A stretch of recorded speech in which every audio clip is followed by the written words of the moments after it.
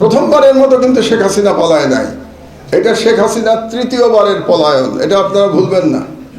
ইতিহাস সঠিকভাবে আমাদের সবার জানতে হবে।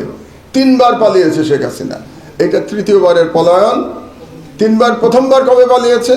যখন তার পিতা নিহত হয়েছিল 1975 সালের সেনা বিদ্রোহে, তার পিতা নিহত হয়েছিল এবং বাকশালের পতন হয়েছিল।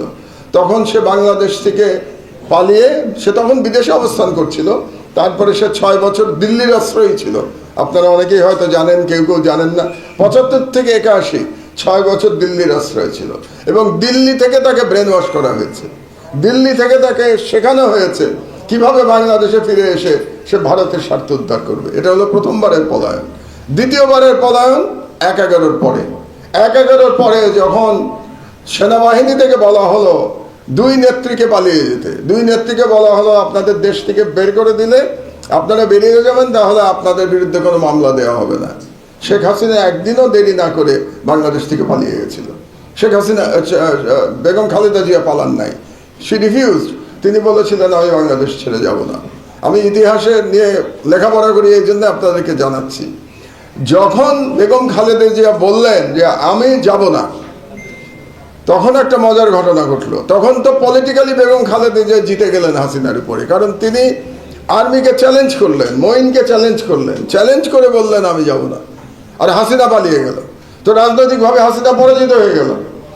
তখন মারা গেছেন ভদ্রলোক, সাংবাদিক ABM মুসা, আপনারা নাম শুনেছেন নিশ্চয়ই। ABM মুসা তো আওয়ামী লীগ, উনি আওয়ামী লীগেরই ছিলেন, উনি শেখ মুজিবুর রহমানের MP ছিলেন 73 সালে। তো ABM মুসা শেখ হাসিনাকে ফোন করলেন, ফোন করে বললেন তুমি এটা কি কাজ করলা, তুমি পালিয়ে গেলা, খালেদা জিয়া থেকে গেল, তো তুমি তো রাজনীতিতে আর ফিরতে পারবে না। কারণ খালেদা জিয়া বলবেন যে উনি সাহসী, উনি আপোষ করেন নাই, উনি আপোষহীন, যে কারণে খালেদা জিয়াকে আপোষহীন বলা হয়, যে উনি ফিরবেন না। তখন শেখ হাসিনা উন্মাদ হয়ে গেল ফিরে আসার জন্য। শেখ হাসিনাকে তখন ফিরতে দেওয়া হয় নাই ইনিশিয়ালি, এটাও আপনারা হয়তো জানেন না। এই কারণে তখন হোম মিনিস্টার ছিল ইত্তেফাকের মইনুল হোসেন সাহেব, হোম মিনিস্টার ছিলেন।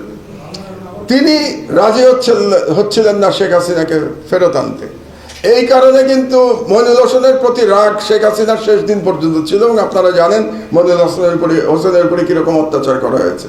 এটাও হাসিনার এক ধরনের প্রতিশোধ। হাসিনা যখন ফিরতে পারছিলেন না, তখন হাসিনা ফোন করলেন কাকে? প্রণব ব্যানার্জিকে, প্রণব বাবুকে ফোন করলেন। প্রণব বাবু তখন ভারতের পররাষ্ট্রমন্ত্রী। প্রণব বাবুকে ফোন করে বললেন যে আমাকে তো আসতে দিচ্ছে না, এখন আমি না আসলে তো রাজনৈতিকভাবে আমি জিরো হয়ে যাব, তো বেগম খালেদা জিয়া হিরো হয়ে যাবে। তখন প্রণব মুখার্জি ফোন করলেন মঈনকে, এবং মঈনকে বাধ্য করলেন যাতে শেখ হাসিনাকে ফিরে আসতে পারে। এটা হলো দ্বিতীয় পলায়নের কাহিনী। এবার হলো তৃতীয় পলায়ন। কাজে শেখ হাসিনাও যে বলে না হাসিনা পালায় না, হাসিনা পালানোর জন্যই জন্মেছে। হাসিনা পালায় না মানে কি? ও বারে বারে পালায়, ও তো পালাবেই, ওর জন্ম হয়েছে পালানোর জন্যে। এবং ওর পিতাও তো পালিয়েছিল, শুধু ও কেন পালাবে? ওর পিতা কি 71-এ পাকিস্তান আর্মির কাছে সারেন্ডার করে নাই? সারা বাংলাদেশের জনগণকে রেখে শেখ মুজিব পাকিস্তান সেনাবাহিনীর কাছে আত্মসমর্পণ করেছিল নিজের জীবন দিয়ে, এবং শেখ মুজিবের পুরো পরিবার নিরাপত্তা পেয়েছিল পাকিস্তান আর্মির কাছে। সুতরাং বাংলাদেশের লোক নিহত হয়েছে, বাংলাদেশের লোক মুক্তিযুদ্ধ করেছে, কিন্তু শেখ মুজিব নিরাপদে ছিল, শেখ মুজিবের পরিবার নিরাপদে ছিল। এটাই হচ্ছে 71 সালের প্রকৃত ইতিহাস। এবার সে পালিয়েছে। আমরা কিন্তু চাই এবার পালিয়ে তাকে বাঁচতে দেওয়া যাবে না, এবার তাকে ফিরিয়ে আনতে হবে, ফিরিয়ে তার বিচার করতে হবে। আমি জানি না আপনারা কতজন আমার দেশ পড়েন প্রতিদিন।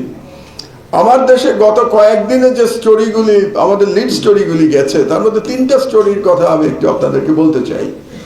একটি স্টোরি হলো, প্রথম যেদিন আমাদের পত্রিকা বেরোলো সেদিন আমাদের লিড নিউজ ছিল যে শেখ হাসিনা ভারতকে বলেছিল বাংলাদেশ অ্যাটাক করবার জন্য, ঢাকা অ্যাটাক করতে বলেছিল শেখ হাসিনা। এক, তাহলে সে প্রধানমন্ত্রী থাকা অবস্থায় আরেকটা বিদেশি শক্তিকে বলছে বাংলাদেশে আক্রমণ চালানোর জন্য।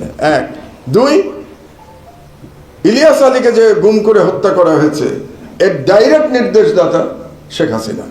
কারণ যখন ইলিয়াস আলীকে কিডন্যাপ করা হলো, কিডন্যাপ করা হয়েছে হাসিনার নির্দেশে, এবং র্যাব যখন তাকে হত্যার জন্য পারমিশন চাইল, এই পারমিশন দিয়েছে শেখ হাসিনা।